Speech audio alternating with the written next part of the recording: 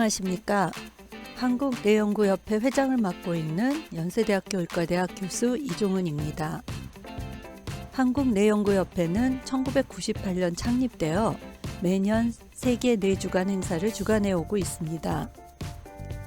세계 뇌주간 행사는 뇌의 중요성을 알리기 위해 전 세계 60여 개국에서 매년 동시에 진행되고 있으며 올해에는 계속되는 코로나 팬데믹으로 3월 16일부터 19일까지 4일에 걸쳐 유튜브 플랫폼을 통해 온라인 뇌주간 행사를 진행하게 되었습니다. 기초 뇌과학 분야로부터 뇌의학, 뇌공학의 핵심 연구 동향을 여러분들께 쉽게 소개하고자 하였습니다. 세계 뇌주간 행사를 통해 나와 세상의 연결고리인 뇌에 대한 최신 정보를 나누고 다양한 뇌 기능을 이해할 수 있는 흥미로운 시간이 되시기를 바랍니다. 세계 뇌주간 행사에 많이 참여해 주세요. 모두 놓치지 마세요. 감사합니다.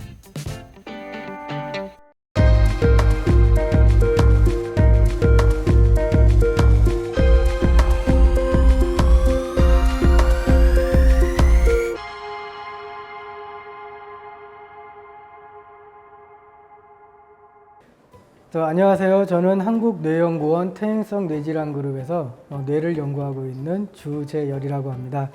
오늘 2021년 세계 뇌주간을 맞이해서 오늘 여러분들에게 약간은 어렵지만은 좀 손쉽게 뇌과학에 대해서 여러분들에게 소개를 시켜드리고자 오늘 강연을 준비를 하였습니다. 주제는 약간 좀 광범위합니다. 뇌신경과학 여행, 과거, 현재, 미래라고 붙여봤는데 오늘 여러분들과 함께 이 여행을 떠나면서 조금이나마 어렵게 느껴졌던 뇌과학을 조금 가까이 그리고 친근하게 다가갈 수 있는 그런 기회가 되었으면 하는 바람으로 오늘 강연을 시작하도록 하겠습니다.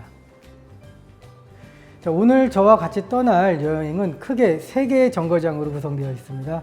첫 번째 역은 여러분들과 함께 인간의 뇌에 대한 호기심에 대해서 같이 한번 알아보도록 할 거고요. 두 번째는 뇌 안에 시냅스가 상당히 많이 존재하고 있는데 이런 시냅스라는 것이 정말로 그렇게 중요한 걸까? 또는 이런 시냅스가 문제가 생기면 어떤 우리 뇌질환이 일어날지 그것에 대해서 한번 알아보도록 하고 마지막 종착역은 이제 우리가 돌연변이 유전자를 내 손 안에다 놓고 잘 볼 수 있는 그러한 기술이 개발이 되었습니다. 더 나아가서는 인공지능과 함께 이러한 뇌지도를 만들어서 뇌 유전자가 어디가 고장이 나고 어디가 돌연변이가 생겼는지에 대해서 확실하게 우리가 잡고 이제 그 질환에 대해서 새롭게 이해할 수 있는 그러한 길을 제시하는 것에 대해서 여러분들과 함께 여행을 떠나보도록 하겠습니다. 자, 뇌죠. 뇌는 우리 기관에서 가장 무거운 기관 중에 하나로 알려져 있습니다. 정상적인 우리 인간의 뇌는 약 1.4에서 1.6kg 정도가 된다고 합니다. 물론 이제 치매를 앓고 계신 환자분들의 뇌의 크기는 600에서 한 800g 정도로 약간 작은 사이즈지만 남녀 합쳐서 약 1.4에서 1.6kg을 무게를 가지고 있는 우리의 기관입니다. 그리고 우리의 뇌는 여러 가지 역할을 하는데 우리가 일반적으로 알고 있듯이 크게 이 대뇌피질은 언어와 사고 그리고 각성을 이렇게 담당하고 있습니다. 그리고 중간에 뇌 안에 해마라는 그런 기관이 있는데 우리가 가장 많이 알고 있을 겁니다. 학습과 기억을 담당하는 기관인데 어른의 한 5cm 정도, 손가락 정도의 크기인데 아주 중요한 역할을 하고 있죠. 그리고 이제 뒤에 빨간색으로 보시면은 손해라는 것이 존재하고 있습니다. 우리가 주먹을 살짝 쥐면은 그 정도 사이즈가 우리의 손의 사이즈라고 하는데 이 손해는 우리 감각을 인지하고 운동 근육을 조정하는 그러한 역할을 한다고 밝혀져 있습니다. 그리고 뇌 중간에 뇌간이라는 이런 기관이 존재하는데 이 뇌간은 상당히 중요합니다. 우리의 생명을 유지하는 데 상당히 중요한 역할을 하는데 예를 들면 우리 호흡을 조절하고 심장 운동을 조절하는 우리의 생명 유지에 아주 중요한 역할을 하는 기관이죠. 일반적으로 우리는 뇌를 작은 소우주라고 많이 부릅니다. 그만큼 이제 우리 사람은 우주처럼 뇌에 대한 관심이 많이 많고 아직까지도 풀어야 될 수수께끼가 많이 있기에 우리는 뇌를 작은 우주라고 많이 부르기도 합니다.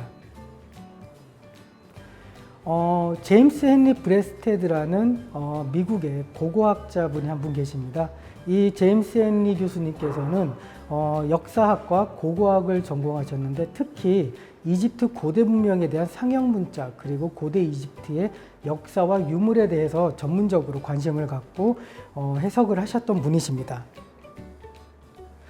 이 제임스 교수님께서 시카고 대학에 재직하고 계실 시절 1930년인데 그때 논문 하나 발표하셨습니다. 제임스 교수님께서 이집트의 고고 문물을 탐험하고 발굴하는 과정에서 2장의 파피루스 종이를 발견하십니다. 이 파피루스 종이는 우리가 지금은 전혀 알 수 없는 이러한 상형 문자로 구성이 되어 있는데 이 교수님께서 이 상형 문자를 해석한 결과 이 파피루스는 기원전 17세기에 쓰여진 종이이며 두개골 골절상을 입은 당시 이집트인의 2명의 환자에 대한 진단과 증상 그리고 예후가 적혀 있는 종이었습니다. 즉 지금으로 말하면 우리가 병원에서 진단서를 받는 거랑 똑같은 것이죠.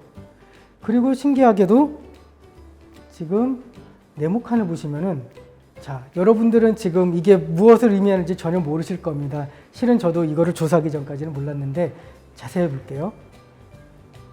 자, 새 모양, 그리고 칼, 그리고 채찍, 그리고 재밌게도 옆에 지금 21세기에 우리가 쓰는 마우스 모양이네 라는 이러한 세 가지의 그림이 조합이 돼서 뇌라는 의미를 가지는 상형 문자를 기록을 하게 된 것입니다.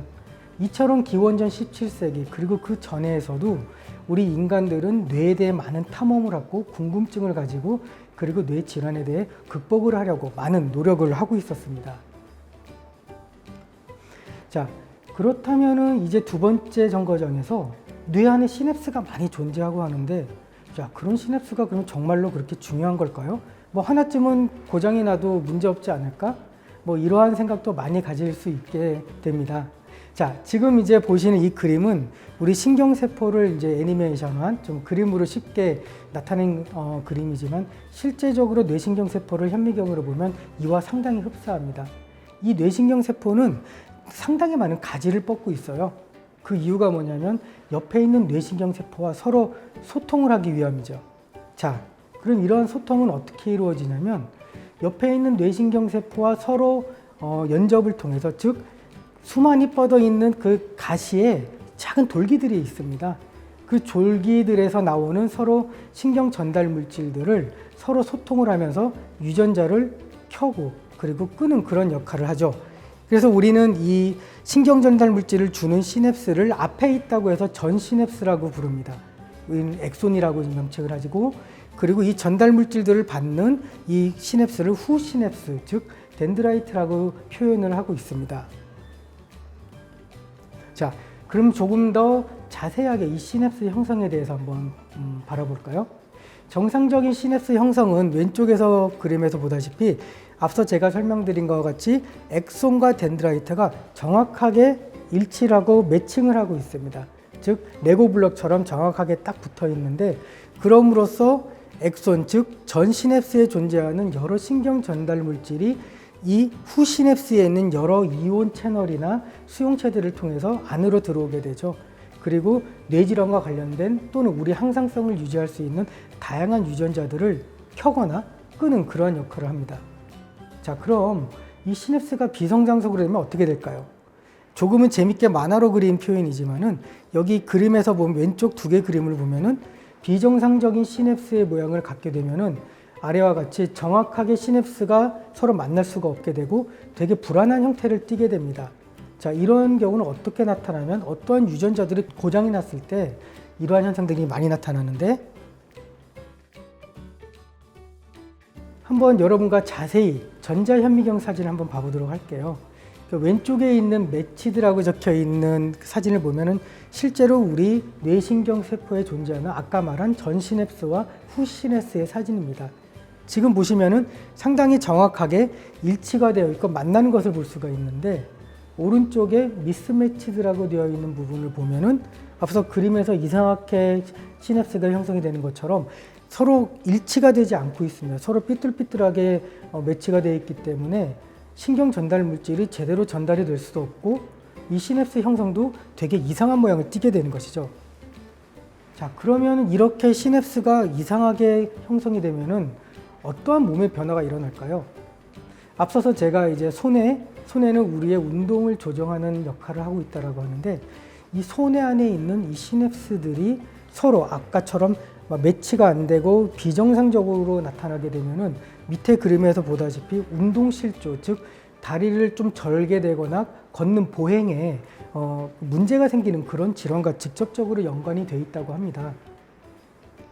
실질적으로 과학자들은 이 정상 마우스와 어떠한 유전자가 망가진 마우스에서 아까 보여드렸다시피 시냅스의 모양을 확인했는데, 왼쪽에서 보면은 정상적인 마우스들은 4개의 다리로 정상적인 보폭을 유지하면서 걷는 반면에 시냅스가 고장이 나거나 미스매치드가 된 그런 마우스에서는 여기 보시면은 다리를 질질 보폭이 좁죠. 다리를 절게 된다는 것입니다.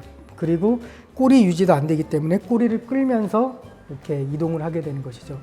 이렇게 시냅스 형성은 우리 뇌질환과 상당히 직접적으로 중요한 역할이 되어 있고, 그 시냅스 형성을 조절하는 그런 유전자들도 우리 뇌 안에서 상당히 중요한 역할을 하고 있습니다. 자, 다음은 우리 뇌 하면은 여러분들이 가장 먼저 떠올리는 것은 당연히 기억이죠. 자, 어떻게 뇌가 기억을 하고 어떻게 하면 조금 더 똑똑해질 수 있을까? 이것은 지금뿐만 아니라 과거의 사람들도 많은 호기심을 가졌던 것이라고 생각을 하고 있습니다. 자, 앞서 설명드린 것 같이 그 해마는 우리 뇌 안쪽에 성인의 손가락 하나 정도, 검지손가락 정도의 크기인데 그 안에서 양쪽으로 말려 있습니다. 오른쪽 그림을 보시면 이렇게 빨간색으로 표시된 부분이 우리 해마가 위치해 있는 영역인데, 이 해마는 우리의 장기 기억을 담당하는 중요한 역할을 하고 있습니다. 실제로 어떠한 교통사고나 다른 외상으로 인해서 해마가 손상이 되거나 치매 환자에게서 손상된 해마를 가지고 계신 분들을 보면은 이런 기억의 저장에 문제가 생기고 있다는 것은 우리는 잘 볼 수가 있습니다. 자, 그러면 우리 예전에서부터 많이 들어왔습니다. 운동 열심히 하면은 머리가 좋아져. 정말 그럴까? 그런 의심을 가졌는데, 예전이나 최근의 뉴스도 보면은 이렇게 운동을 하면은 아이의 성장 과정에서 두뇌 발달에 영향을 준다, 또는 아빠와 신체 놀이를 열심히 하면은 성장기 아이들의 머리를 바꾼다라는 약간은 좀 자극적이지만은 어느 정도 기억력 향상에 도움이 될 수 있다는 기사들과 그리고 연구 결과들이 많이 나와 있습니다. 자, 그렇다면은 이렇게 정말로 운동을 하게 되면은 그러니까 머리가 좋아지는 것일까요? 이런 것을 우리 한번 과학적으로 한번 접근을 해 보도록 하겠습니다. 과학자들은 평범한 그룹, 즉 마우스를 마우스 케이지죠. 그 마우스가 생활하는 사육 환경에 아무것도 넣지 않고 그냥 일반적인 생활을 하게 놔두었습니다. 그리고 대조군으로서 쳇바퀴를 넣어가지고 인위적으로 너네 마음대로 운동도 해, 쉬래들은 쉬고 하면서 쳇바퀴를 넣어준 그룹, 그렇게 2개의 그룹을 넣었는데, 정말 신기하게도 지금 이 염색의 결과는 마우스의 뇌의 해마의 영역의 염색의 결과입니다. 여기서 이렇게 연두색으로 빛나는 부분은 우리 뇌신경세포가 발생이 많이 되고 신경세포가 많이 발생이 되었을 때 나타나는 단백질을 우리가 인위적으로 형광을 입혀서 보게 된 결과인데, 어느 누구가 보더라도 평범한 그룹보다 쳇바퀴를 넣어서 운동을 하게 된 그룹에서 이러한 신경 발생을 담당하는 단백질들이 많이 나타나는 것을 볼 수가 있습니다. 자, 이로 인해서 이렇게 운동을 적당히 하고 하면은 자, 어느 정도 학습 능력이 개선이 되고, 그러니까 좀 극단적으로 말씀드리면은 이렇게 막 스마트한, 그러니까 톰과 제리의 제리처럼 똑똑한 이제 머리를 가질 수 있다라고 우리는 말을 할 수가 있는데, 근데 여기서 여러분들이 아셔야 될 것은 꾸준한 예습과 복습, 그리고 학습 없이는 이렇게 한 번에 운동을 열심히 한다고 해서 머리가 비상하게 좋아지거나 기억력이 향상되는 것은 아니라고 생각합니다. 앞서 말씀드린 것처럼 꾸준한 학습, 그리고 꾸준한 노력 플러스 적당한 운동을 가미하게 된다면은 기존에 10개를 암기할 수 있었던 것을 조금 더 암기를 쉽고 더 많이 할 수 있지 않을까라는 의견을 여러분들에게 드리고 싶습니다. 자, 이제 3번째 여행은 이 돌연변이 유전자, 넌 내 손에 있어 라고 약간 좀 자극적인 제목을 붙여보았습니다. 앞서 말씀드린 것처럼 지금은 우리 유전자를 한 번에 볼 수 있고, 우리 유전자가 어떻게 변화하고 돌연변이를 일으킬 수 있는지 새로운 기술들이 많이 개발이 되어 있습니다. 일반적으로 우리 뇌신경 과학자들은 어떠한 질환과 관련된 유전자나 단백질에 대한 일반적인 연구를 할 때 많이들 보이시죠? 지금 실험실에서 여러 가지 막 약품을 섞고 단백질과 RNA도 막 정제하고 하는 일반적인 분자생물학과 생화학적인 방법, 그리고 정말 이러한 단백질과 유전자가 동물의 행동에 영향을 미칠까? 예를 들면은 정말 똑똑한 마우스가 된다든지 아니면은 정말 운동 실조가 나타나는 그런 마우스가 나타날까?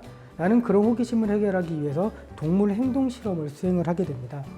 그런데 2000년 들고 2010여 년에 들어서 전 세계에는 이제 전 유전체 분석 기술이라는 것이 제시가 되었고, 이 전 유전체 분석 기술은 이제 아주 일반적으로 쓰이게 되는 그런 기술이 되었습니다.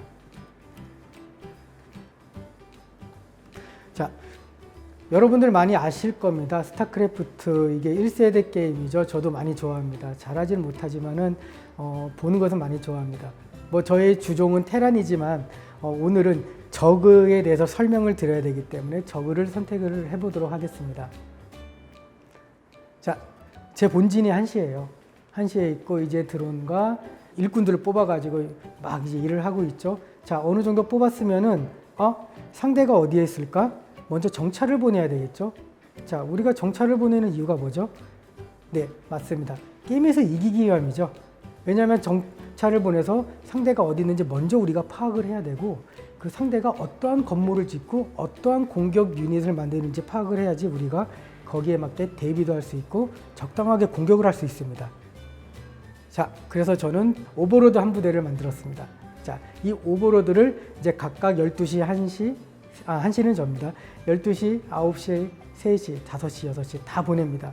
자, 그럼으로써 나 몰래 여기 멀티를 띄고 있네 하면서 가서 공격을 해서 없애고 합니다. 자, 이러한 오버로드를 띄워서 전체 우리 맵을 볼 수 있게 되죠. 전체 맵을 볼 수 있으면서 상대가 어떠한 공격 유닛을 준비하는 것에 대비해서 우리는 이 게임을 이기기 위해서 열심히 노력을 하고 있습니다. 자, 맞습니다. 이 전 유전체 분석 기술은 이 오버로드와 비슷합니다. 지금도 이 방송을 듣고 계시는 여러분들, 그리고 이 강연을 하고 있는 제 몸 안에서도 이 DNA는 수도 없이 복제가 이루어지고 있습니다. 그리고 그 DNA를 바탕으로 이 RNA가 전사가 이루어지고 있죠. 자, 이렇게 막 이루어지고 있는데 어느 부분에서 어떤 유전자가 어떻게 변하지? 또는 어디 위치에서 돌연 변이가 생길까? 지금은 알 수가 없습니다. 자, 근데 만약에 여기에 오버로드 하나 띄워놓으면 어떨까요? 아하, 이쪽 부분에서 어떤 유전자가 변화가 있구나. 또는 이쪽 영역에서 어떠한 염기가 변하는데? 그래요. 그럼 한 번 더 띄워볼게요. 그러면 아까보다 훨씬 더 많이 우리 몸에서 변화하는 유전자와 그리고 그 유전자 위에서 변화하는 자그마한 염기 서열까지도 우리가 확인을 할 수가 있는 것입니다. 자, 이것이 바로 전 유전체 분석인데, 지금은 우리가 병원에서도 많이 하고 있고 연구에서도 많이 쓰고 있는데, 이런 환자의 조직이나 세포 그리고 혈액, 그 소변 같은 거에서 소변을 얻어서 이 RNA와 DNA를 추출하게 됩니다. 그리고 이렇게 추출된 RNA와 DNA를 바탕으로 해서 고처리 유전자 시퀀싱이라는 분석을 하게 됩니다.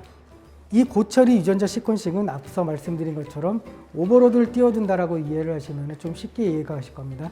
이런 고처리 유전자 시퀀싱을 통해서, 그리고 우리가 눈으로 보기 위해서 생물 정보학적 분석을 통해서 어느 위치에 어느 유전자의 염기가 어떻게 변하는지 우리가 확인할 수가 있는 것이죠.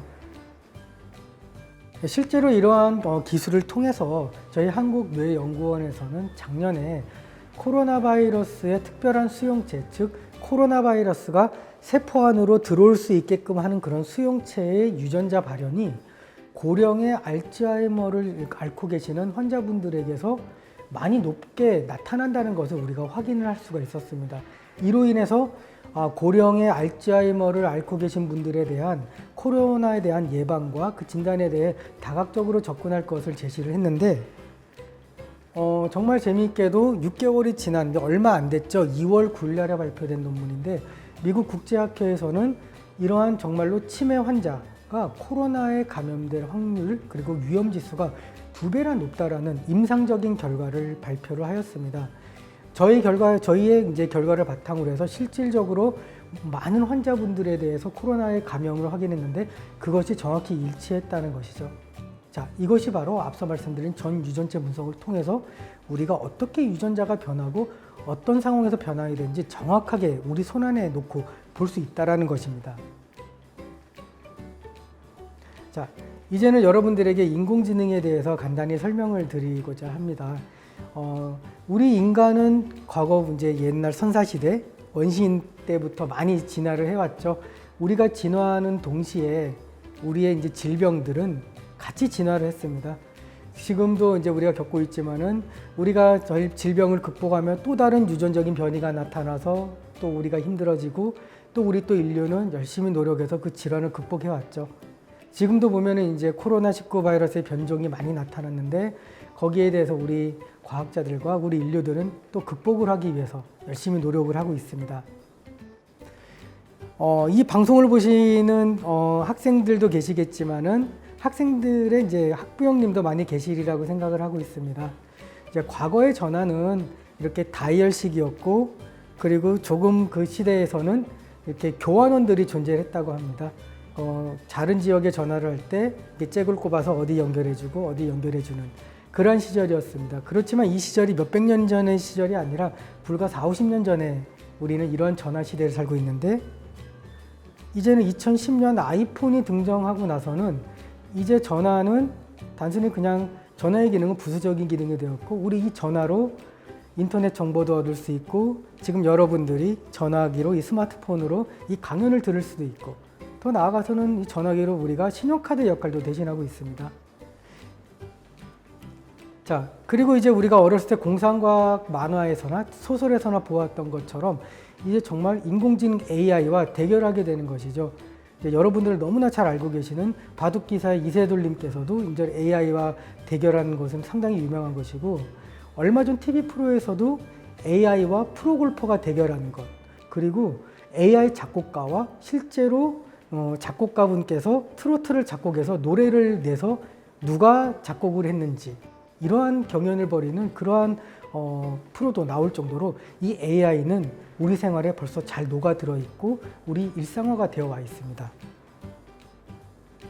자, 그러면 우리가 여기서 질문 하나 던질 수가 있는데 이런 인공지능은 이렇게 생명과학 기술에 정말로 응용이 가능할까요?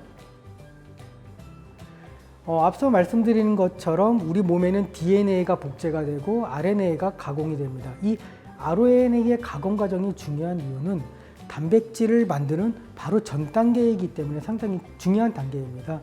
이 RNA 가공 과정을 보면은 이 하늘색으로 표시된 엑손이라는 영역이 있는데 이것들을 다른 효소들이 와서 가위로 착착착착 잘라줍니다. 왜 그러냐면 이 단백질로 만들어지는 부분만 착착착 잘라서 하나로 착착착착 모아줍니다. 이게 모아주어야지 우리가 원하는 완벽한 단백질로 번역이 되고 있거든요. 그런데 만약에 이런 단백질로 번역이 되는 엑손의 영역에 돌연변이가 생겨요.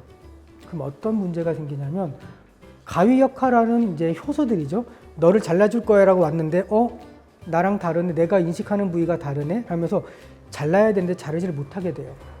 또 이쪽에도 잘라야 되는데 자르지 못하게 되죠. 그러면 어떤 문제가 생기냐면 이상한 단백질이 만들어집니다. 그럼 이상한 단백질은 앞서 설명드린 것처럼 시냅스 형성에 문제가 생길 수도 있고 또한 어떤 유전자의 스위치를 켜주어야 되는데 그 켜주는 역할을 못하게 될 수도 있습니다.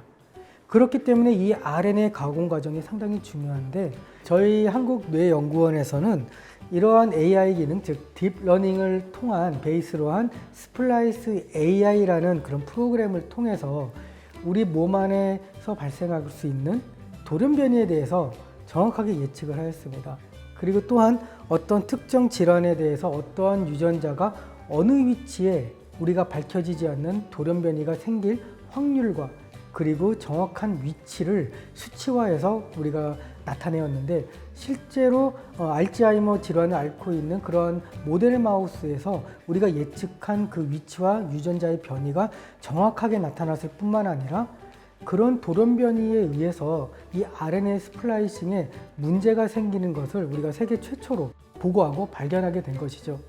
지금은 우리가 이런 AI 기술을 지금 뇌질환에서만 지금 연구를 하고 있지만은 이런 연구와 이런 기술을 바탕으로 우리 몸에 존재하는 다양한 희귀 질환과 또는 다른 인간의 뇌 질환에서도 접목을 할 수 있다라고 하면은 우리가 지금까지 정복하지 못했던 질환을 정복할 수 있는 길을 제시할 뿐만 아니라 우리가 미처 발견하지 못했던 새로운 돌연 변이를 파악함으로써 우리가 그 질환을 더욱더 빠르게 이해할 수 있고 그 질환을 치료할 수 있는 계기를 만들 수가 있는 것입니다.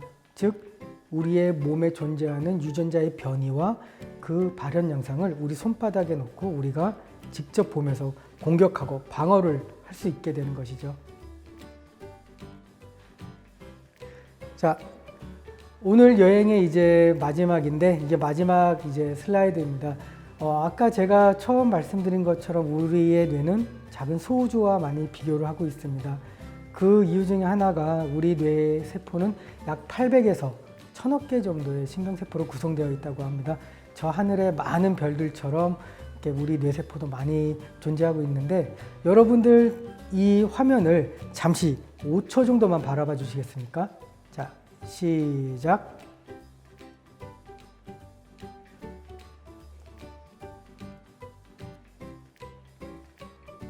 자, 이거는 제가 직접 마우스의 뇌에서 이제 배양한 신경세포 사진입니다. 물론 이제 신경세포에서 신경세포를 보기 위해서 여러 가지 항체와 그리고 형광물질을 입혀서 현미경으로 찍은 사진인데 이 사진을 볼 때마다 느끼는 게 참 우리 밤하늘에 떠 있는 별 그리고 우주와 비슷하다라는 생각을 많이 하고 있습니다. 자, 오늘 2021년 세계 뇌 주간을 맞이해서 여러분들에게 조금이나마 좀 어려웠고 조금은 약간 거리를 두었던 뇌과학에 대해서 조금이나마 친근감을 느끼고 이런 게 뇌과학이었구나 라고 이렇게 좀 가깝게 느껴질 수 있는 계기가 되었으면 하고 제 개인적인 작은 바람은 여러 학생분들도 이 강연을 들음으로써 뇌과학에 관심이 많이 생겨서 이후에 그러니까 정말 좋은 뇌과학자가 돼서 아직까지 우리가 풀지 못했던 뇌질환 및 또 뇌에 대한 다양한 수수께끼를 풀 수 있는 훌륭한 과학자로 성장할 수 있는 그러한 계기가 되는 바람으로 이번 강연을 마치도록 하겠습니다. 저는 한국뇌연구원에서 뇌를 연구하고 있는 주재열이었습니다. 지금까지 여러분들 저희 강연을 경청해 주셔서 감사합니다.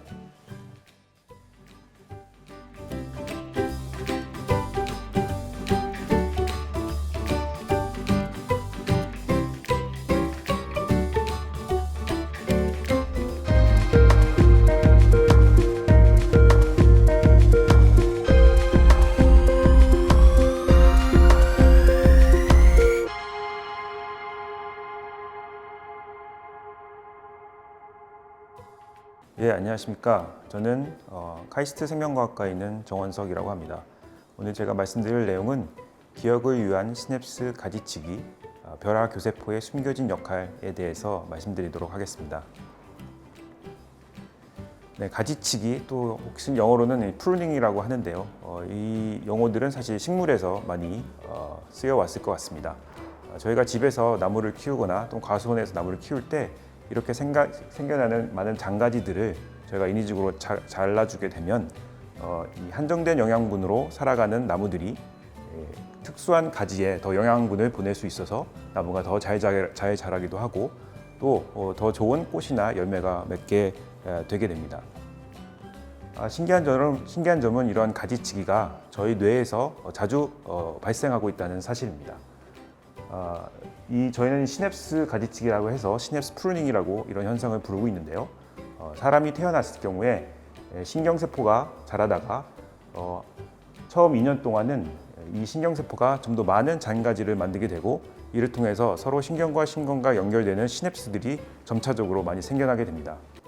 하지만 그 특정 시간 이후에는 사람에게서는 사춘기 전후까지 이렇게 불필요하게 만들어진 가지나 이런 시냅스들이 없어지는 현상이 일어나게 되고 이를 통해서 시냅스 숫자가 내려감으로써 이 성숙한 신경회로가 만들어진다는 것이 잘 알려져 있습니다. 이런 과정을 시냅스 가지치기라고 부르고 있습니다. 신기한 점은 이런 발달되고 있는 뇌에서 일어나는 시냅스 가지치기 이후에도 저희 같은 성체 뇌에서도 새로운 것을 배우거나 기억할 동안에 시냅스가 지속적으로 생성되고 없어진다는 것이 최근에 잘 알려지고 있습니다.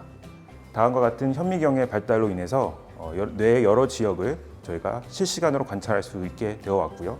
이를 통해서 사람들이 발견한 것은 서로 다른 그 뇌 지역에 다른 정도로 시냅스가 생성되고 소멸되고 있다는 점입니다. 예를 들어서 뇌 표면에 있는 이 네오코르텍스에서는 60% 정도에 달하는 시냅스들이 한번 생겨나면 죽을 때까지 계속 남아있게 되는데요. 그에 비해서 이 단기 기억에 중요하다고 알려진 이 해마, 즉 히포캠퍼스에서는 거의 100%의 시냅스들이 태어나면 한 5일이나 15일 내에 사라지게 되고 그 자리를 새로운 시냅스가 다시 메꾸면서 시냅스 수는 유지하되 지속적으로 시냅스가 생겨나고 없어지고가 계속적으로 반복되게 됩니다. 하지만 정작 이런 시냅스들이 성체 뇌에서 어떤 방식으로 사라지고 또 애써 만든 시냅스를 왜 하필 또 없애야 되는지, 왜 사라져야 하는지에 대해서는 아직 연구가 많이 필요한 실정입니다. 이러한 질문에 대답하기 위해서 저희는 이 신경세포뿐만 아니라 뇌에 존재하는 다른 세포들도 같이 연구해야 된다고 생각하고 있고 이런 방식으로 실험을 진행하고 있습니다. 저희 뇌에서는 보시는 바와 같이 신경세포와 다른 신경세포와 맺어지는 시냅스가 존재를 하는데 사실 뇌에서는 이런 신경세포보다도 더 많은 숫자의 비신경세포들이 존재하고 있습니다. 이러한 비신경세포들을 통틀어서 교세포, 글리아라고 부르고 있고요. 이런 교세포들은 크게 한 3가지 종류로 나눠볼 수 있습니다. 첫 번째 이 올리고덴드로사이트는 이 뉴런에서 신경세포에서 기인한 엑손들을 감아서 이 전기 전달도를 증가시키는 역할을 하고 있고요. 이 마이크로글리아로 불리는 한국말로는 미세화 교세포는 뇌에서 대부분의 면역 반응을 담당하고 있습니다. 여기서 보시는 에스트로사이트는 별과 닮았다 해서 에스트로라는 말이 붙여졌고요. 한국말로는 별화교세포 혹은 별세포라고 불리고 있습니다. 보시다시피 많은 잔가지를 가지고 있고 이를 통해서 시냅스를 물리적으로 감싸 안거나 혹은 다른 가지를 통해서 혈관을 또 감싸 안고 있고 혈관과 신경세포를 연결해주는 중요한 역할을 담당하고 있습니다. 저희 실험실에서는 이런 별화교세포와 미세화교세포가 어떻게 시냅스와 서로 대화를 하고 있는지에 대해서 연구를 하고 있습니다. 별화교세포에 대해서 조금 더 말씀을 드리자면 이 별화교세포는 보시다시피 정말 많은 잔가지를 가지고 있고 이를 통해서 시냅스를 기능을 조절한다는 것이 잘 알려져 있습니다. 하나의 에스트로사이트, 하나의 별화교세포가 수만 개의 시냅스를 동시에 컨트롤하고 있고요. 또한 뇌에서는 신경세포보다도 2~3배 많은 숫자를 자랑할 만큼 뇌에서 가장 많이 존재하는 세포가 되겠습니다. 이러한 별화교세포가 도대체 시냅스에서 어떤 역할을 하는지는 오래전부터 연구 대상이 되어 왔고요. 가장 잘 알려진 기능 2개를 제가 꼽아보자면 보시는 것 같이 신경세포에서 이 프리시냅스와 포스트시냅스로 시냅스를 나눠볼 수 있는데요. 이 프리시냅스에서 분비되는 신경 전달 물질이 포스트시냅스에 전달되어서 전기 신호가 전달이 되게 되는데 이 과정에서 과하게 분비된 이런 신경 전달 물질이 에스트로사이트에 의해서 흡수가 된 후에 다시 뉴런으로 재활용되는 이런 역할을 담당하고 있고 또한 신경 활성도가 변할 때 변화하는 그 아이온들의 농도를 완충하는 역할도 하고 있습니다. 신기한 점은 한 20년 전부터 이런 별화교세포가 시냅스의 숫자를 직접적으로 조절할 수 있다는 것이 밝혀지기 시작했습니다. 이번 실험에서 보시면 중추신경계에 존재하는 신경세포를 뽑아서 이런 접시 위에서 키우게 됐을 경우에 에스트로사이트가 별화교세포가 없는 상황에서 키우게 되면 시냅스가 거의 만들어지지 않는다는 것을 20년 전 사이언티스트들이 발견을 했습니다. 이러한 상태에서 이 별화교세포를 다시 넣어주게 되면 그때서 신경세포끼리의 연결점인 시냅스가 다시 활발하게 생기고 기능을 한다는 것이 밝혀졌고요. 근 20년간의 연구를 통해서 이러한 과정이 하나의 단백질이 하는 것이 아니라 다양한 단백질이 이런 별화교세포로부터 분비가 이루어지고 이를 통해서 순차적으로 시냅스의 구조적 또한 시냅스의 기능적 역할을 도운다라는 것이 알려졌고 이러한 사실들이 이제 정설로 학계에 자리 잡게 되었습니다. 오늘 제가 말씀드릴 내용은 이런 별화교세포가 시냅스를 생성시킬 뿐만 아니라 시냅스를 제거할 수도 있다라는 내용에 대해서 말씀을 드리도록 하겠습니다. 그렇다면 이 시냅스가 어떻게 이런 별화교세포에 의해서 제거될 수 있을까요? 페고사이토시스라고 저희 말로는 포식작용, 식균작용이라고도 하는데요. 여기서 보시다시피 이 포식작용은 이런 면역세포가 저희 몸에 존재하는 이런 병원군, 박테리아에 지금 쫓고 있는 모습을 보시고 있는데요. 이런 것들을 잡아먹는 과정을 포식작용이라고 하고 있습니다. 이런 포식작용은 한 번에 단순하게 훅 일어나는 것이 아니라 이런 일련의 단계적인 변화를 통해서 이루어지게 되는데요. 예를 들어서 죽은 세포를 잡아먹는 경우를 생각해 보시면 이런 면역세포들이 죽어가는 세포를 일단 바인딩이 일어나게 되고 이 바인딩 후에 과연 얘를 먹을 것인지 말 것인지를 다양한 분자와 분자 간의 대화를 통해서 결정을 하게 됩니다. 일단 그래서 이것을 먹어야겠다라고 인식을 하게 되면 다음과 같은 면역세포들의 그 세포막이 변화하게 돼서 얘네들을 포식을 하게 되고요. 이 이후에 이 잡아먹힌 이런 타겟을 세포 내 소화기관인 라이소솜으로 데려가서 얘네들을 분해를 하게 됩니다. 놀라운 점은 이런 면역세포가 이 박테리아나 죽어있는 세포를 잡아먹는 것으로 생각되었던 이런 페고사이토시스가 이런 교세포가 시냅스를 제거하는 과정에 중요한 메커니즘으로 쓰이고 있다는 것이 10년 전부터 알려지기 시작했습니다. 제 처음 발견은 이 마이크로글리아라 불리는 앞서 말씀드렸던 미세아 교세포가 여기 보이시는 컴플리먼트 캐스케이드라는 이런 분자 기전을 통해서 발생 과정에서 생겨나는 불필요한 시냅스를 인식하고 제거할 수 있다는 것이 발표가 되었습니다. 처음에는 발생 과정에서 중요한 이 시냅스 가지치기의 역할에 대해서 연구가 진행됐었는데요. 최근에서는 이러한 현상이 다양한 뇌질환에서 잘못되어 있고 이런 것들 때문에 이 질환에서 발생하는 시냅스 감소를 유도할 수 있다는 것이 밝혀지기 시작했습니다. 일련의 예로 알츠하이머 병이나 또 조현병 그리고 특정 치매, 디멘시아의 경우에서 시냅스가 비정상적으로 감소되어 있는 것이 신경세포 때문이 아니라 이 미세아 교세포가 무분별하게 시냅스를 먹어치우기 때문이라는 것이지요.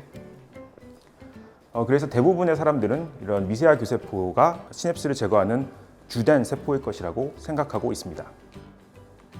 하지만 저희가 궁금하게 생각했던 것은 이 벼락교세포는 과연 이런 역할을 수행할 것인가 라는 점이었습니다. 저희는 오래전부터 유전체 발현 정도를 연구하고 있었고 이 벼락교세포에서는 이 컴플리먼트 캐스케이드라고 미세아 교세포가 쓰는 이런 포식작용은 발현하지 않았지만 보시는 것 같이 이 맥F10이나 이 멀티K라고 불리는 포식작용에서 중요하다고 알려진 다른 이런 중요한 단백질들이 강하게 벼락교세포에서 발현하고 있다는 것을 알고 있었습니다. 저희는 이걸 포식작용 수용체라고 부르고 있는데요.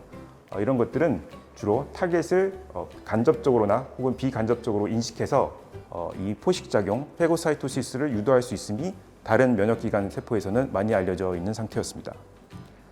저희는 이런 유전자 발현에 기초를 해서 혹시 미세아 교세포와 마찬가지로 벼락교세포도 시냅스를 제거할 수 있을까라는 궁금증을 가지게 되었고 이를 다양한 방면에서 연구해 왔습니다. 오늘 제가 간략하게 말씀드릴 내용은 저희 실험실에서 수행한 최근 연구인 과연 성체 내에서 이루어지는 시냅스 소멸작용에 이런 미세아 교세포와 벼락교세포가 시냅스를 제거하고 있을까라는 궁금증에 대해서 저희가 연구한 실험 결과를 간략하게 보여드리도록 하겠습니다. 이 성체 내에서 이루어지는 시냅스 제거를 연구하려고 마음을 먹다 보니 처음 맞닥뜨린 문제점은 어떻게 교세포에 의해서 제거되는 시냅스를 관찰할 수 있을까라는 점이었습니다. 시냅스는 아시다시피 매우 작은 기관으로서 이 시냅스 자체도 관찰하기가 상당히 힘든데 이 시냅스가 잡아먹히는 과정은 사실 더욱더 관찰하기 힘들었습니다. 저희가 주목한 점은 앞서서 지금 방금 동영상에서 보셨다시피 이것은 살아있는 뇌는 아니고요. 저희가 이제 벼락교세포를 뇌에서 끄집어내서 이런 접시 위에서 키워보았고요. 이 접시 위에서 키울 때 시냅스를 모방할 수 있는 시냅토좀이라는 이런 시냅스 멤브레인 그 디브리를 뿌려주었습니다. 그러면 이제 이 벼락교세포는 이 시냅토즘이라는 것을 이제 왕왕왕 잡아먹을 수 있는데요. 이때 이 과정을 관찰하기 위해서 저희는 이 pH를 다른 pH를 인식할 수 있는 pH 센서를 사용하게 되었습니다. 앞서 잠시 말씀드렸었는데 이 페고사이토시스 중간에서는 이 잡아먹힌 물질들이 세포 안으로 들어올 경우에 소화되기 위해서 라이소솜이라고 불리는 세포 내 소화기관으로 이동이 하게 됩니다. 이 세포 내 소화기관은 사실 다른 세포 질과는 달리 산성을 띠고 있다는 특징이 있습니다. 그럼으로써 이 프로테인이 소화가 잘 되도록 하게 만드는데요. 저희가 이제 산성에서 빨간색으로 색깔을 내게 되는 이런 pH 센서를 시냅토좀에 붙인 다음에 뿌려주게 되면은 다음과 같이 벼락유세포가 시냅토좀을 먹은 후에만 이 색깔이 나는 이런 시스템을 고안화했고, 이것을 이제 인비트로 시스템에서 이런 접시 위에서는 여러 번 시스테믹하게 사용하고 있었습니다. 저희는 이러한 시스템을 pH의 변화를 디텍션할 수 있는 이러한 것을 뇌에 적용해서 시냅스가 제거하는 과정을 볼 수 있겠다라고 생각을 하게 되었고, 여러 가지 시행착오 중에 다음과 같은 시스템을 도입하게 되었습니다. 이 시스템은 간략하게 말씀드리면 아주 간단해서 이 그린 형광을 발현하는 단백질과 이 빨간 형광을 발현하는 단백질이 산성에서 서로 다른 안전성을 가지고 있다라는 사실에 기초한 것입니다. 저희는 그 녹색 형광으로서는 GFP를 사용하였고, 이 빨간 형광 단백질로서는 M체리라 불리는 단백질을 사용하였습니다. 이 두 개의 단백질을 동시에 발현시킬 경우에서는 이 초록색과 빨간색이 있기 때문에 이 프로테인이 노란색 혹은 이 세포 내 소기관이 노란색으로 발현이 되겠고요. 하지만 이런 애들이 라이소솜으로 보내줘서 산성인 환경에 노출이 되게 되면 이 GFP 프로테인이 훨씬 더 빨리 사라지게 됩니다. 따라서 어느 특정 시간 동안에서는 이 산성에 약간 안정한 M체리라는 단백질만이 존재하는 시간대가 나타나고요. 이런 것을 관찰함으로써 페고사이토시스를 정량화할 수 있을 것이라고 생각했습니다. 이를 위해서 크게 M체리와 GFP 프로테인을 뇌에서 시냅스에 국소적으로 발현시키는 다음과 같은 기술을 개발하게 되었습니다. 이런 기술을 개발한 후에 앞서 말씀드렸다시피 시냅스의 생성과 소멸이 빠르게 조절되는 그 단기 기억을 조절하는 해마에서 다음과 같은 센서를 발현시킨 다음에 시냅스가 소멸되는 정도를 정량하였고요.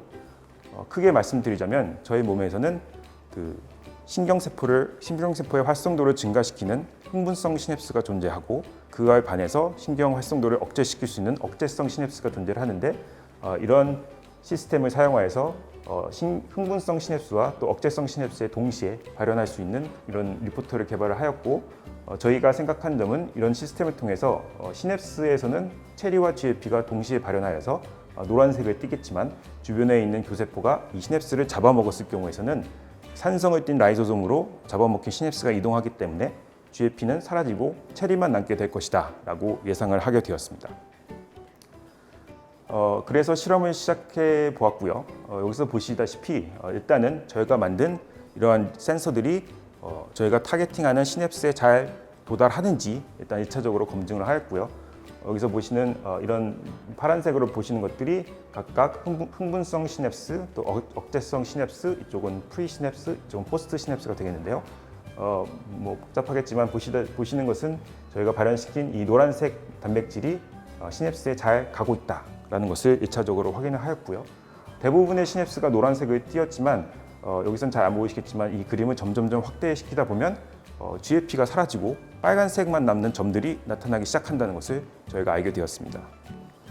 저희가 이렇게 빨간색만 남는 점들을 과연 어디에 있을까를 다시 생각해 봤을 경우에, 원래는 시냅스에서 발현시켰던 이런 센서들이 이제는 시냅스에서 존재하는 것이 아니라 이런 식으로 하얀색으로 보여지는 이 벼락교세포의 잔가지나 여기서 파란색으로 보여지는 그 미세화 교세포의 잔가지에 위치하고 있다는 것을 알게 되었고요. 이로써 정상 성체 해마에서 시냅스가 이런 교세포에 의해서 잡아먹히고 있다는 것을 처음으로 밝힐 수가 있었습니다. 이를 3D 이미징 프로그램을 통해서 보시다시피 이 그림은 이제 벼락교세포를 보여드리고 있고, 여기서는 이제 미세화 교세포를 보여드리고 있는데, 빨간색으로 보여지는 잡아먹힌 시냅스들은 이 세포 내 안에 잡아먹혀서 존재하고 있다는 사실과, 여기서는 초록색으로 보여드리고 있지만 사실 체리와 GFP를 동시에 발현하는 시냅스들은 이런 교세포 바깥쪽에 뉴런에 위치하고 있다는 것을 한 번 더 확인하게 되었습니다. 저희가 이제 처음으로 이 흥분성 시냅스와 억제성 시냅스가 이 벼락교세포와 미세하교세포에 얼마나 많이 잡아먹히고 있는지를 측정할 수 있었기 때문에 여러 가지를 새로 밝힐 수가 있었습니다.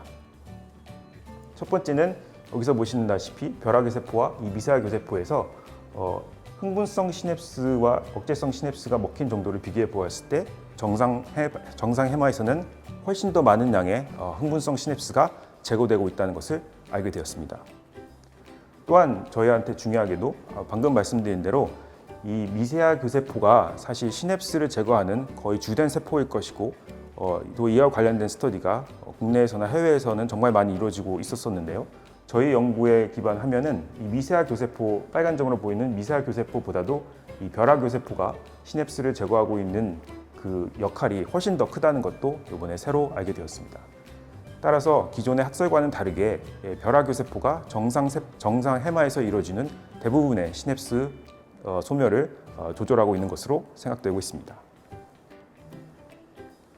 그렇다면 과연 어떻게 벼락 교세포가 이 특정 시냅스를 인식하고 제거할 수 있을까요? 앞서 말씀드렸다시피 이 벼락 교세포는 맥F10이나 이 멀티K라고 불리는 단백질을 발현함으로써 페고사이토시스를 유도할 수 있다고 생각되고 있습니다.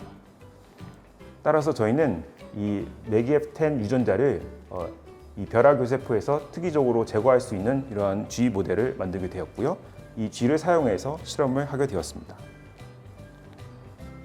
여기서 보시면 여기는 이제 정상 G고요. 여기서 이제 그 맥F10이라는 유전자가 제거된 G가 되겠습니다.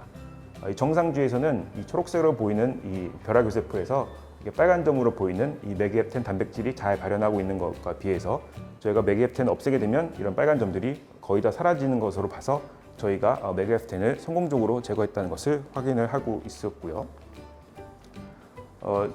중요하게도 저희가 이제 이러한 저희 센서를 써서 이 정상 G에서 제거되고 있는 흥분성 시냅스를 정량하고 저희가 이제 맥F10이 없어진 이런 G에서 흥분성 시냅스가 얼마나 제거되고 있는지를 비교해 보았을 경우에 맥F10이 제거된 G에서는 이런 흥분성 시냅스를 제거하는 능력이 거의 반 정도 사라졌다는 것을 알 수 있었습니다. 또 신기하게도 벼락교세포는 흥분성 시냅스뿐만 아니라 억제성 시냅스도 동시에 제거할 수 있는데요. 이 맥F10을 통해서는 오직 흥분성 시냅스만을 먹는 것을 조절될 수 있고 억제성 시냅스를 먹는 양은 이 맥F10과 전혀 상관이 없다는 것도 알 수 있었습니다. 그렇다면 이제 마지막 질문이 되겠는데요. 지금까지 저는 이 미세하 교세포가 시냅스를 제거한다는 학설과는 다르게 사실 벼락 교세포가 저희 정상 해마에서 이루어지는 시냅스 소멸의 맥F2를 통해서 이 흥분성 시냅스를 제거하고 있다는 것을 보여드렸는데 그렇다면 제가 처음에 말씀드렸던 것과 마찬가지로 왜 이런 현상이 꼭 이루어져야 할까요? 왜 하필이면 벼락 교세포가 이런 에너지를 낭비하면서 일부러 만들었던 시냅스를 왜 없애야 할까요? 저희는 이런 맥F10이 없어진 이런 G를 사용하여서 이런 현상이 시냅스와 기억력에 어떤 영향을 미치고 있는지 실험을 해보았습니다. 그 결과 신기하게도 맥F10이 제거된 벼락 교세포가 시냅스를 제거하지 못하는 이 G에서는 이 맥F10이 제거된 후 한 일주일 이후부터 이런 시냅스의 숫자가 크게 증가한다는 것을 확인하였습니다. 하지만 이렇게 증가된 시냅스는 정상 시냅스와는 달라 보였고요. 여기서 보시는 바와 같이 비정상적인 시냅스의 숫자가 크게 증가한다는 것을 알게 되었습니다. 또한 다양한 행동 실험을 해보았는데요. 결론적으로 말씀드리면 G들은 원래 새로운 물체를 좋아하기도 하고 또한 새롭게 위치가 바뀐 점을 좋아해서 이런 것을 기억하는 습성이 있습니다. 하지만 저희가 벼락 교세포가 시냅스를 제거하지 못하게 했을 때 시냅스 숫자는 늘었지만 이 시냅스들이 건강한 시냅스들이 아니었기 때문에 오히려 기억력이 유지되지 못한다는 사실을 처음으로 밝히게 되었습니다. 후반부에 제가 말씀드린 이런 성체뇌에서 발현하는 시냅스 가지치기에 대해서 간략하게 요약을 해보겠습니다. 시냅스가 지속적으로 생성되고 소멸이 이루어지는 이런 해마의 경우에서는 연구한 바에 따르면 이 신경세포가 처음 시냅스를 만들 때 발생 초기와 비슷하게 부정확하게 시냅스를 많이 만드는 것 같습니다. 이렇게 만들어진 시냅스가 에스트로사이트 벼락교세포에 의해서 이 불필요한 시냅스를 제거하는 기전이 발생하게 되고요. 이런 과정을 통해서 뇌발달 시기에 존재했던 시냅스 가지치기처럼 이 성체 내에서도 시냅스 가지치기가 이루어지고 있다는 사실입니다.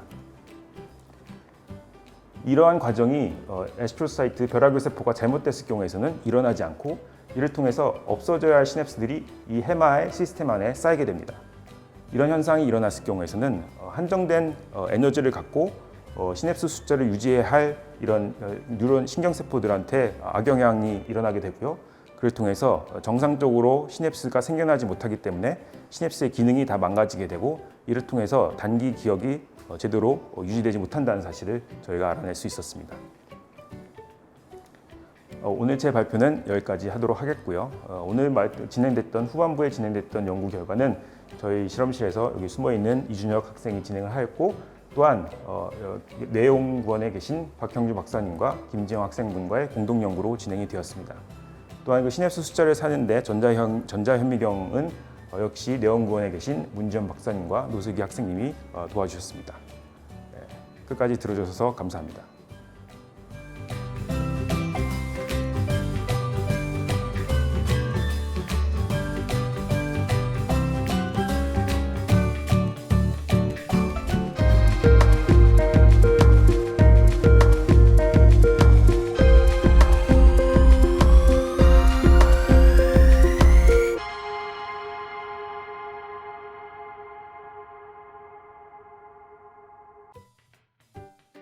안녕하세요. 저는 성균관대학교 의공학과 그리고 IBS 뇌과학 이미징 연구단의 김형구입니다.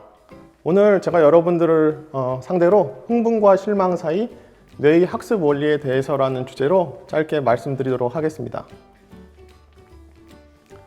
그레이엄 브라운이라는 사람이 이런 말을 했습니다. 인생은 선택의 연속이다. 그 선택이 후회스러울 때도 자랑스러울 때도 있다.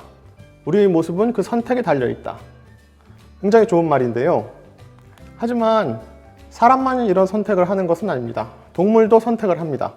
이 영상을 보시면 주인이 이 강아지가 좋아하는 스낵을 화면에서 가장 오른쪽 컵에 넣고 컵을 이리저리 돌립니다. 그럼 동물이 스낵이 들어있는 컵을 맞추는 게임인데요. 여러분도 한번 같이 해보시죠. 스낵이 여기 들어 있습니다.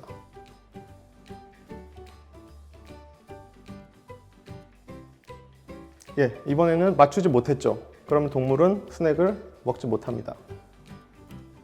그 다음에 다시 가장 오른쪽에 스낵을 넣고 돌립니다. 그럼 이번엔 맞았죠. 그러면 동물은 스낵을 맛있게 먹게 됩니다. 때로는 최선의 선택을 했다고 믿었지만 현실의 벽이 높을 때도 있습니다. 이 영상에서는 주인이 개 몰래 다른 손에 더 많은 과자를 쥐고 있습니다.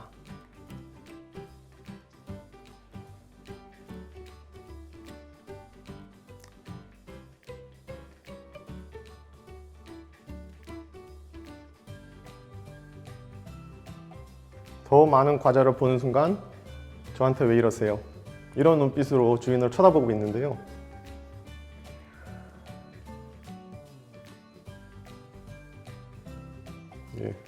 저는 이 눈빛이 너무 사람처럼 리얼해서 자꾸 보게 되네요. 자, 그럼 제가 질문을 드리겠습니다. 첫 번째 영상의 개들은 왜 3개 중에 하나의 컵을 선택했을까요? 그 답은 바로 이 컵에 스낵이 있을 것이라는 기대가 있기 때문이죠.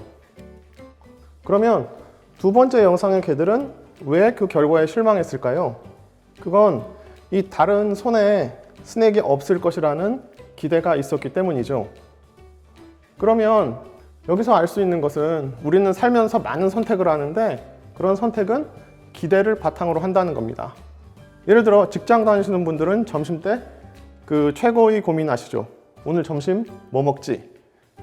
혹은 복권을 사시는 분들, 주식을 하시는 분들, 이번엔 잘 될 거야. 이번에는 주식 가격이 오를 거야. 이런 기대를 가지고 주식을 사시죠. 그래서 이런 선택을 할 때 우리는 미래에 대한 기대를 하고 그 기대를 가장 크게 만족하는 방향으로 선택을 합니다. 그리고 더 크게 보면 어떤 대학에 어떤 학과를 가면 내가 더 잘 될 거야. 어떤 직장을 가지거나 어떤 배우자와 결혼을 하면 내가 더 행복하게 살 수 있을 거야. 이런 것과 같이 이런 기대의 문제는 아주 작은 타임에서 일어날 수도 있고 아주 큰 시간 간격에서 일어날 수도 있습니다.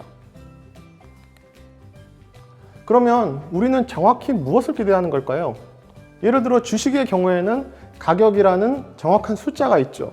그래서 이게 얼마 됐으면 좋겠다. 아니면 방송에서는 이런 목표가를 제시하고 이 가격에 매수를 추천하기도 합니다.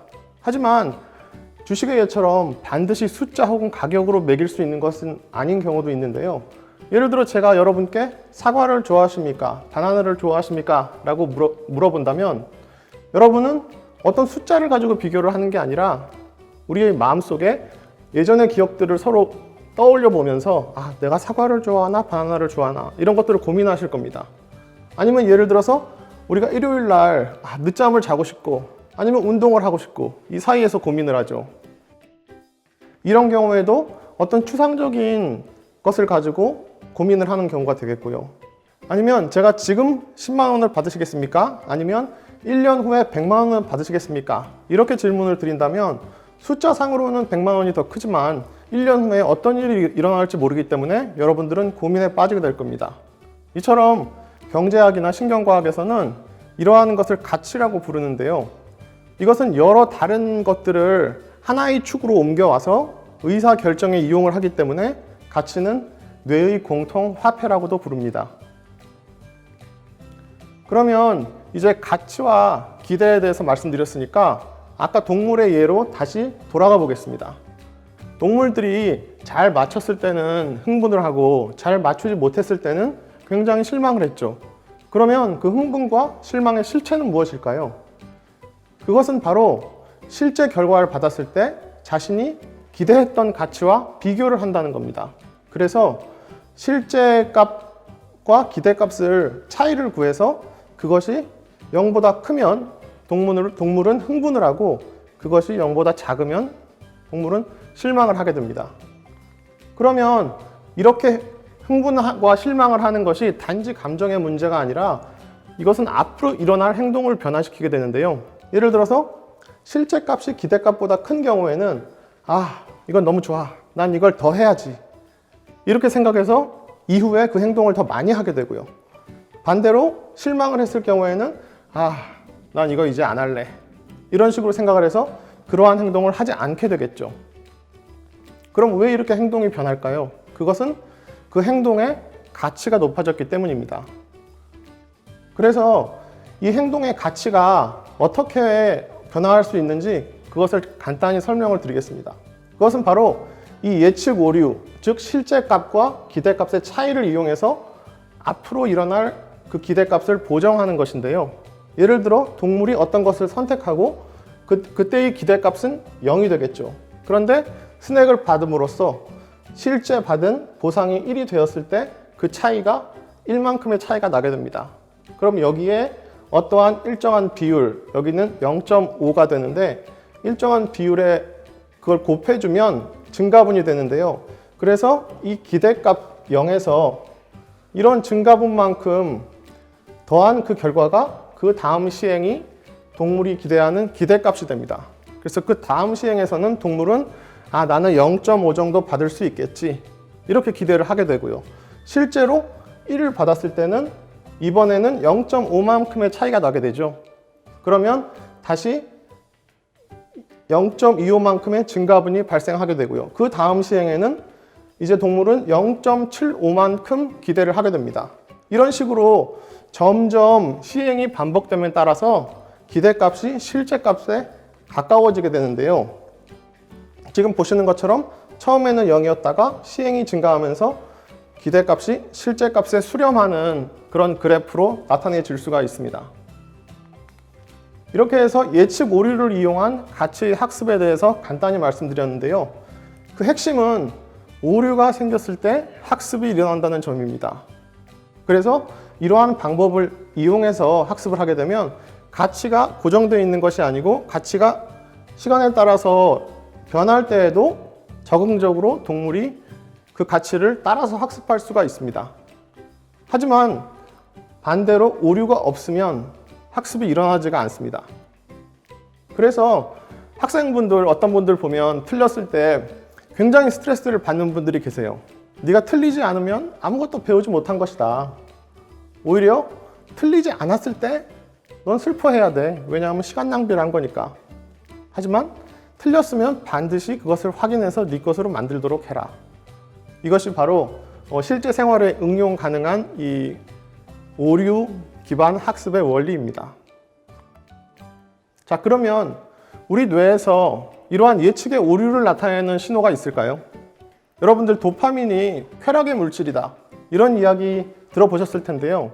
이 도파민은 여기 보시는 뇌의 작은 부분들에서 만들어지는데 도파민을 분비하는 신경세포들은 이렇게 뇌의 전 영역에 뻗쳐 있어서 우리가 예를 들면 향기로운 꽃향기를 맡을 때나 사랑하는 사람과 같이 있을 때 도파민이 더 많이 활동을 한다는 것이 알려져 있습니다.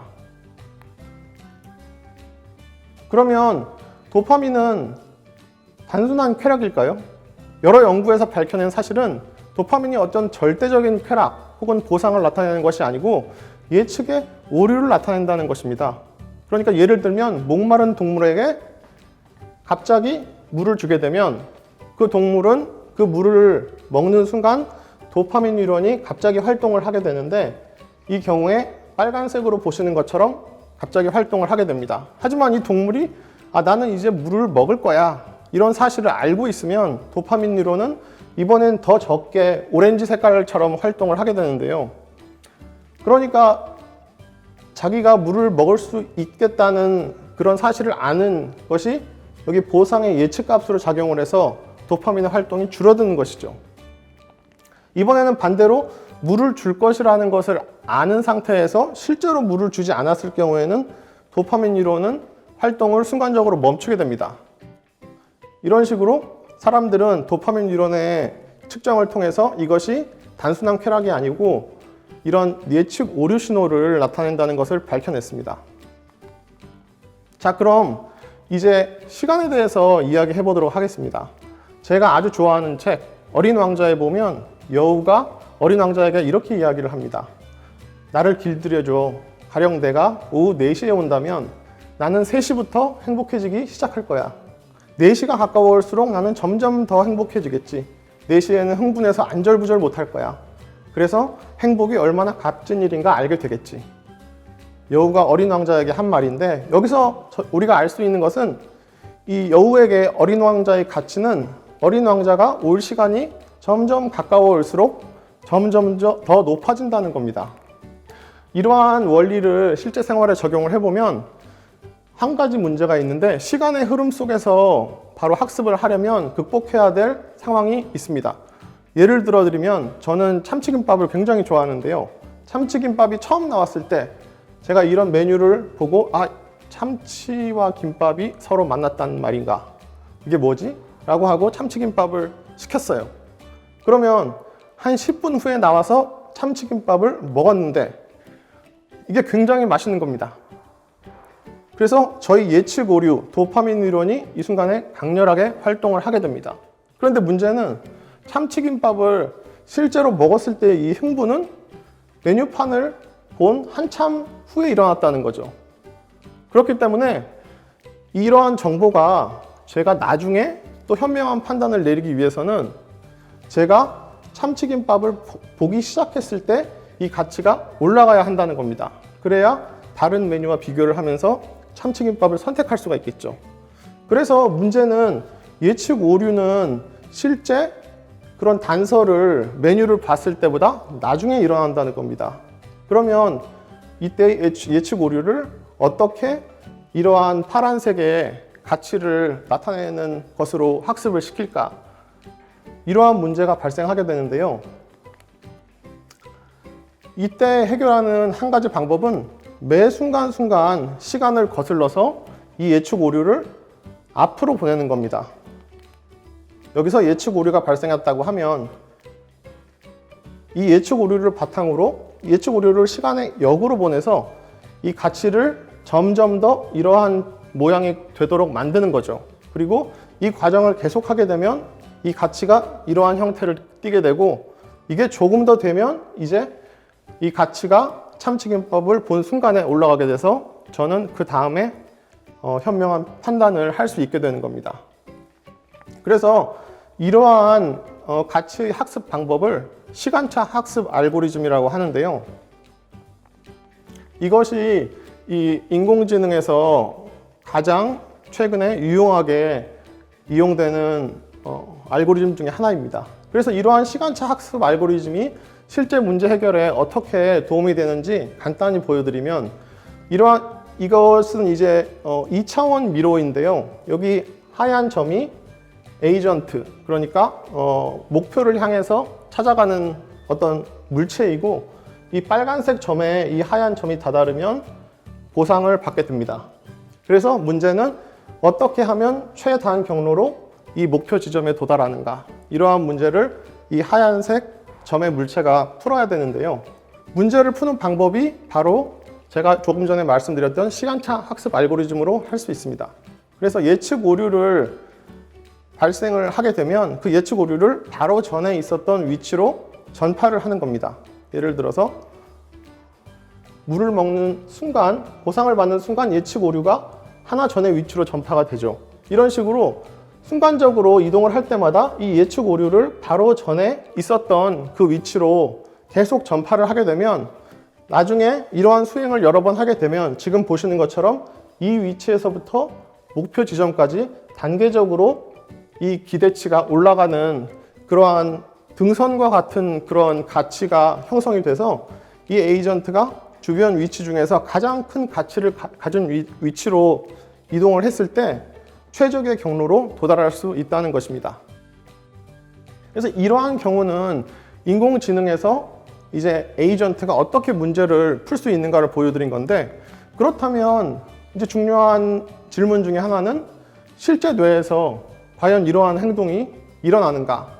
그것이 중요한 질문이 되겠죠. 그래서 여기에 대한 연구를 제가 하버드에 있을 때 그 연구 결과가 최근에 논문으로 출판이 되었는데요. 이러한 것들을 알아보기 위해서 저는 쥐를 가상현실에서 어떤 목표를 향해서 나아간 후에 보상을 먹는 과제를 훈련을 시키고 이 도파민의 활동을 여러 가지 공간 이동 등의 방법을 이용해서 분석했습니다.